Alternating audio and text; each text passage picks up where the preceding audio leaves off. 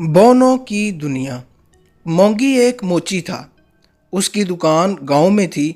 वो रोज़ाना सुबह दुकान खोलता, दिन भर गांव वालों के फटे पुराने जूतों की मुरम्मत करता और जब शाम हो जाती तो दुकान बंद करके घर चला आता।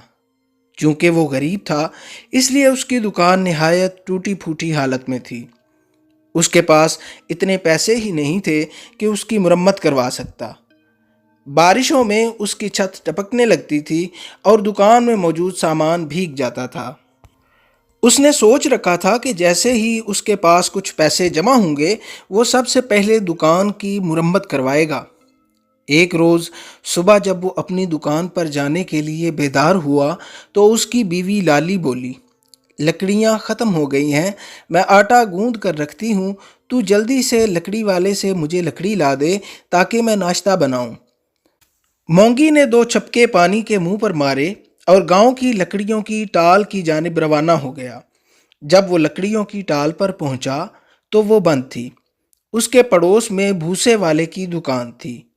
भूसे की दुकान का मालिक मोंगी का दोस्त था। उसने बताया कि टाल वाला कल शहर गया था और आज दोपहर तक वापस आएगा।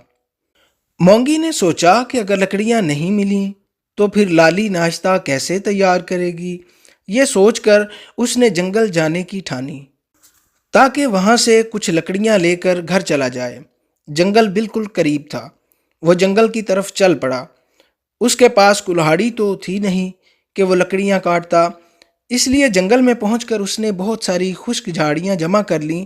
फिर उनका गट्ठा बनाया और उस गट्ठे को उठाकर घर की तरफ चल दिया। अभी वो थोड़ी ही दूर गया था कि सामने से उसको एक नन्हा मुन्ना बौना आता दिखाई दिया। वो अपने पांव घसीट घसीट कर आहिस्ता आहिस्ता चल रहा था। मोंगी को लगा कि उसके पाँव में तकलीफ है। मोंगी एक रहमदिल आदमी था। बौने के पाँव की तकलीफ का ख्याल दिल में आया तो उसने उसकी मदद करने की ठानी। उसने झाड़ियों का गट्ठा ज़मीन पर रखा और बौने के करीब आने का इंतज़ार करने लगा। बौना जब उसके करीब पहुंचा तो मोंगी ने कहा, ऐसा मालूम होता है जैसे तुम्हारे पाँव में तकलीफ है। क्या मैं तुम्हारी मदद कर सकता हूँ? बौने ने कहा, मेरे पाँव में कोई तकलीफ नहीं। दरअसल मैंने जूते पहन रखे हैं, वो मेरे पाँव से बहुत बड़े हैं। मैं तेज़ तेज़ चलने की कोशिश करता हूँ तो ये पाँव से उतर जाते हैं। मोंगी ने उसकी बात सुनकर उसके पैरों पर एक नज़र डाली। बौने के पाँव तो छोटे छोटे थे, मगर उसने जूते इतने बड़े पहने हुए थे जैसे खुद मोंगी पहनता था। इतने बड़े जूते पहनने की वजह से ही बौना ज़मीन पर पाँव घसीट घसीट कर चल रहा था। मोंगी ने कहा, इतने बड़े जूते पहनकर चलना फिरना बहुत तकलीफ काम है। ये जूते तो बहुत बड़े हैं, तुम्हें कहाँ से मिले? बोने ने जवाब दिया, मैं बौनों की दुनिया में रहता हूँ। हमारी दुनिया सामने वाले पहाड़ों के पीछे है। मेरा किसी काम से तुम्हारी दुनिया में आना हुआ। यहाँ पहुँचने के लिए पहले तो मुझे पहाड़ पर चढ़ना पड़ा और फिर उतरना भी पड़ा। इस वजह से मैं बहुत थक गया था। मेरे सामने एक जंगल था। जंगल में पहुंचकर थोड़ा सा आराम करने की गरज से मैं एक दरख्त की ठंडी छाँव में घास पर लेट गया। अपने जूते उतार कर मैंने अपने करीब ही रख लिए थे। मेरी थोड़ी देर के लिए आंख लग गई थी। जब मैं सोकर उठा तो मेरे जूते गायब थे। मैंने घबरा कर इधर उधर देखा। मेरी नज़र सामने दरख्त पर बैठे एक बड़े से बंदर पर पड़ी। वो दांत निकाल कर मुझे देख रहा था और उसने मेरे जूते पहने हुए थे। मैं उसकी तरफ लपका तो वो दरख्तों की शाखों पर झूलता हुआ वहाँ से गायब हो गया। मैं बहुत परेशान था। जंगल में जा बजा कांटे और छोटी छोटी कंकरियां पड़ी होती हैं।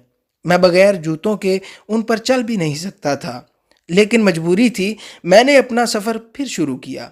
अभी मैं थोड़ी ही दूर गया था कि एक जगह मुझे झाड़ियों में ये जूते पड़े नज़र आए। शायद किसी काफिले ने वहाँ पड़ाव डाला था, क्योंकि वहाँ पर बहुत से मिट्टी के टूटे हुए बर्तन और दूसरी अशिया भी पड़ी हुई थीं। ये जूते फटे पुराने थे, मगर मैंने इन्हें गनीमत जाना और इन्हें पहनकर अपने सफ़र पर रवाना हो गया।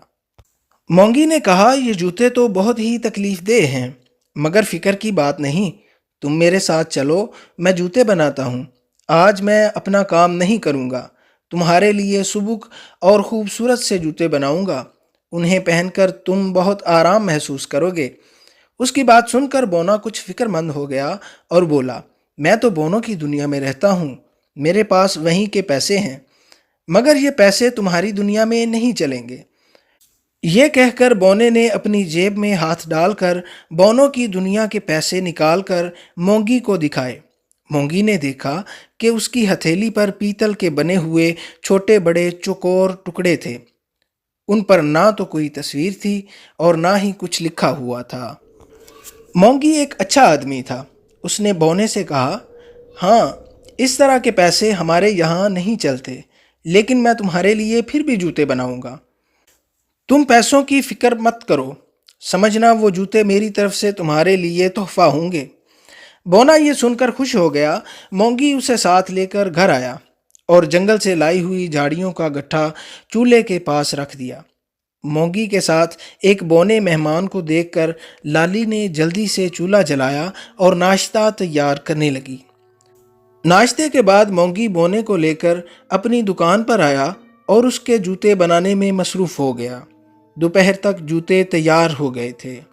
وہ نہایت نرم و ملائم کھال سے بنے تھے اور بونے کی پنڈلیوں تک لمبے تھے۔ بونے نے انہیں پہن کر دیکھا اور خوش ہو گیا اور بولا، مونگی، تمہارا بہت بہت شکریہ، تم نے بہت خوبصورت اور آرام دہ جوتے بنائے ہیں، تم ایک بہت اچھے انسان ہو، میں تمہیں ہمیشہ ہمیشہ یاد رکھوں گا۔ اب میں چلتا ہوں تاکہ رات ہونے سے پہلے اپنے گھر پہنچ جاؤں۔ مونگی نے اسے خدا حافظ کہا اور دوبارہ اپنے کام میں مصروف ہو گیا۔ اس بات کو بہت دن ہو گئے۔ مونگی اس بونے کو بھول بھال گیا تھا۔ اچانک ایک روز رات کو اس کے گھر کے دروازے پر دستک ہوئی۔ مونگی نے دروازہ کھولا اور یہ دیکھ کر بہت خوش ہوا کہ وہی بونا اس کے دروازے پر کھڑا تھا۔ سامنے ایک چھوٹی سی بگھی کھڑی تھی۔ بونا اسی بگھی میں سوار ہو کر آیا تھا۔ وہ بونے کو لے کر گھر میں آیا۔ لالی بھی بونے کو دوبارہ اپنے گھر میں دیکھ کر بہت خوش ہوئی۔ اس نے گڑ کے میٹھے چاول بنائے تھے۔ اس نے وہ چاول بونے کے آگے رکھے۔ بونے کو میٹھے چاول بہت پسند تھے۔ اس نے لالی کا شکریہ ادا کیا اور چاول کھانے میں مصروف ہو گیا۔ کھانے کے بعد اس نے مونگی سے کہا، مونگی، تمہارے بنائے ہوئے جوتوں کی میرے ملک میں ہر طرف دھوم مچ گئی ہے۔ وہاں کے تو سب لوگ چاول، میزری یا پھر گندم کے سوکھے پودوں سے بنے جوتے پہنتے ہیں۔ ایسے شاندار چمڑے کے بنے ہوئے خوبصورت جوتے انہوں نے کبھی نہیں دیکھے تھے۔ ان جوتوں کی خبر ہمارے شاہی محل میں بھی پہنچ گئی ہے۔ ہمارے بادشاہ نے مجھے تمہارے پاس بھیجا ہے اور کہا ہے کہ تم ان کی ملکہ اور ان کے بچوں کے جوتے بناؤ گے، اسی لیے میں تمہیں لینے آیا ہوں۔ بس اب چلنے کی تیاری شروع کر دو، ہمارا بادشاہ اس کام کا تمہیں بہت سا انعام دے گا۔ بونے کی باتیں سن کر مونگی کو بہت خوشی ہوئی۔ اس نے کہا، ہاں ہاں، میں ضرور تمہارے ساتھ چلوں گا، اسی بہانے میں بونوں کی دنیا بھی دیکھ لوں گا۔ سنا ہے بونوں کی دنیا بہت خوبصورت ہے، سب لوگ بہت پیار محبت سے رہتے ہیں۔ مونگی، تم نے ٹھیک سنا ہے، ہماری دنیا کے لوگ بہت اچھے ہیں، بالکل تمہاری اور تمہاری بیوی کی طرح۔ تم نے بھی تو میرے ساتھ بہت اچھا سلوک کیا تھا۔ میرے پاس تمہیں دینے کے لیے ایک پیسہ بھی نہیں تھا، اس کے باوجود بھی تم نے مجھے جوتے بنا کر دیے۔ تمہاری بیوی بھی اچھی ہے، اس نے بھی میری بہت خاطر مدارت کی تھی، بونے نے کہا۔ مونگی اس کی بات سن کر بولا، ہم نے جو کیا تھا وہ ہمارا فرض تھا، ویسے بھی کسی کے کام آنا بہت اچھی بات ہے۔ بونے نے اپنی جیب سے سونے کی چند چھوٹی چھوٹی ڈلیاں نکال کر مونگی کو دیں اور بولا، یہ سونے کی ڈلیاں ہمارے بادشاہ نے تمہارے لیے بھجوائی ہیں تاکہ انہیں بیچ کر تم جوتے بنانے کے لیے چمڑا اور دوسری چیزیں خرید سکو۔ اس کے علاوہ تمہیں ایک گھوڑا بھی خریدنا پڑے گا، اس پر بیٹھ کر ہی تم ہمارے ملک جا سکو گے۔ وہ پہاڑوں کے پیچھے ہے اور یہاں سے کافی فاصلے پر ہے۔ بس اب تم تیاری شروع کر دو، میں ایک ہفتے بعد پھر آؤں گا اور تمہیں اپنے ساتھ لے جاؤں گا۔ یہ کہہ کر بونا اپنی سنہری بگھی میں بیٹھ کر وہاں سے روانہ ہو گیا۔ بگی میں ایک چھوٹا سا گھوڑا جتا ہوا تھا۔ بونا بگی پر سوار ہو گیا تو گھوڑا ہلکی سی آواز میں ہنہنایا، سر گھما کر مونگی کو دیکھا اور پھر روانہ ہو گیا۔ مونگی نے جب سونے کی ڈلیاں لالی کو دکھائیں تو وہ بہت خوش ہوئی۔ مونگی نے اب اپنے سفر کی تیاریاں شروع کر دی تھیں۔ اس نے نرم و نازک چمڑا، نئے اوزار، ریشمی دھاگا اور جوتے بنانے میں کام آنے والی دوسری چیزیں خریدیں۔